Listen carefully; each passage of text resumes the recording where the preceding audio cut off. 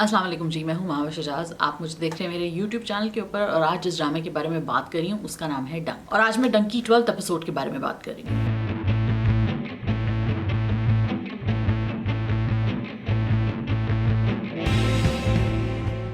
जी, तो डंक लिखा है मोहसिन अली ने, इसको डायरेक्ट किया है बदर महमूद ने। इट स्टार्स सना जावेद, बिलाल अब्बास और भी बहुत सारे कैरेक्टर्स हैं। यासर रिजवी का कैरेक्टर है, Humayun which was played by Nauman Ijaz, वो एग्जिट कर चुके हैं, लेकिन उनकी डेथ के बाद जो आफ्टर मैथ है वो सारा हम रिसेंट एपिसोड्स में देखते आ रहे हैं। हमने इस रिसेंट एपिसोड में हमने ये देखा कि सना जावेद का किरदार जो कि अमल है, उनकी शादी हो जाती है सफ़ीर से which is played by Fahad Sheikh.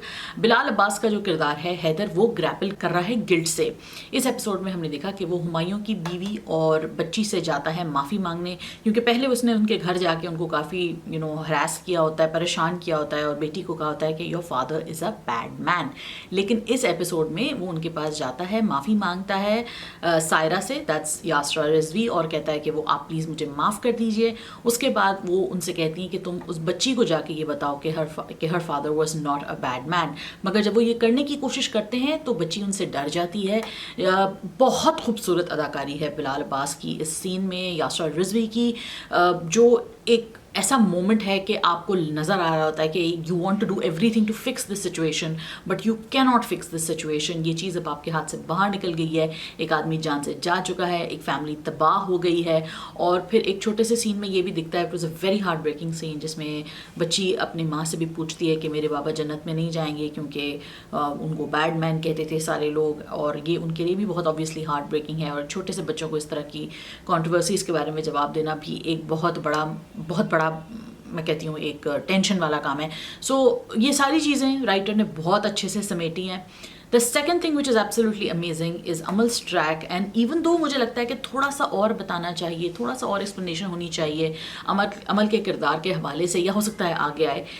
लेकिन फिर भी अमल का जो किरदार जिस तरह सना जावेद ने प्ले किया है उसमें बहुत सारे ऐसे नुआंसेस हैं जो कि अगर आप नोट करें और एज एन एक्सपर्ट अगर आप नोट करते हैं तो आपको बहुत अच्छे से समझ में आता है कि ये क्यों सोशियोपैथ है। एक ऐसा सीन है जिसमें उनकी बहन उनको सारी बातें कर रही हैं और वो आराम से बड़े मज़े से अपनी मुंह पे लिपस्टिक विपस्टिक लगा रही हैं, और it's just like a normal thing for its another normal day, and you can see that she is not heart broken at all, और सब कुछ उनका लिप सर्विस है। एक तरफ आपको हैदर दिखता है जो कि बिल्कुल ब्रोकन है, वो अकेले भी बैठा होता है तो वो टूट रहा होता है, वो किसी के सामने जाता है तो उसकी आंखों से आंसू गिर रहे होते हैं, वो अपनी गिल्ट में घुल रहा है। लेकिन इसके लिए, इस लड़की के लिए अभी भी हर चीज़ एक मैनिपुलेशन है। वो इसको मैनिपुलेट कर रही है, वो माँ बाप को मैनिपुलेट कर रही है, सास ससुर को मैनिपुलेट कर रही है, हैदर को मैनिपुलेट कर रही है। थोड़ा मजीद एक्सप्लेनेशन इस पर बिल्कुल हो सकती थी, और मेरे ख्याल से अगर आपका वो ट्रेंड आया नहीं है, मतलब मेरे पास तो साइकोलॉजी की डिग्री है लेकिन हर किसी के पास तो नहीं होती, तो ऑडियंसेस के लिए थोड़ा सा शायद इसमें मजीद कुछ दिखाना ज़रूरी था। लेकिन फिर भी सना जावेद ने जिस तरह इस कैरेक्टर के नुआंसेस को पकड़ा है, इस कैरेक्टर की little very fine nuances that she is added to the character which is amazing. जितना वो ऑफ हैंडेडली बात करना और बालों को झटक देना और फिर इस तरह नज़रें इधर उधर कर लेना, शिफ्टी तरीके से वो बात करती हैं। And then there is a scene where she talks to Azekah Daniel's character Minal, और उनकी आंखें जो हैं वो मुस्कुरा नहीं रही हैं लेकिन उनका lower half of the face मुस्कुरा रहा है। That's a very chilling scene. I think वो अगले एपिसोड के प्रोमो में है, and you have to catch that scene, you have to catch that episode.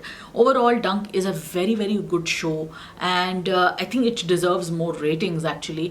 लेकिन अब थोड़ा सा एतराज़ शायद वैलिड भी है कि ये बिल्कुल एक वो शादी घरेलू वाली चीज़ में चला गया है, लेकिन अगर ये उससे हटे और थोड़ा सा कहीं प्लॉट को किसी और तरफ लेके जाए तो शायद ये और ज़्यादा सक्सेसफुल हो सकता है आम ऑडियंसेस के लिए। मेरे लिए personally as a character study और as about the way this whole thing was created, it's very interesting. So let me know what you guys thought. आप बताइए कि क्या होगा आगे, आपके क्या गेसेस हैं। मुझे आपके कमेंट्स मिल रहे हैं तो मैं आपके गेसेस पढ़ रही हूँ, सो दे आर वेरी इंटरेस्टिंग।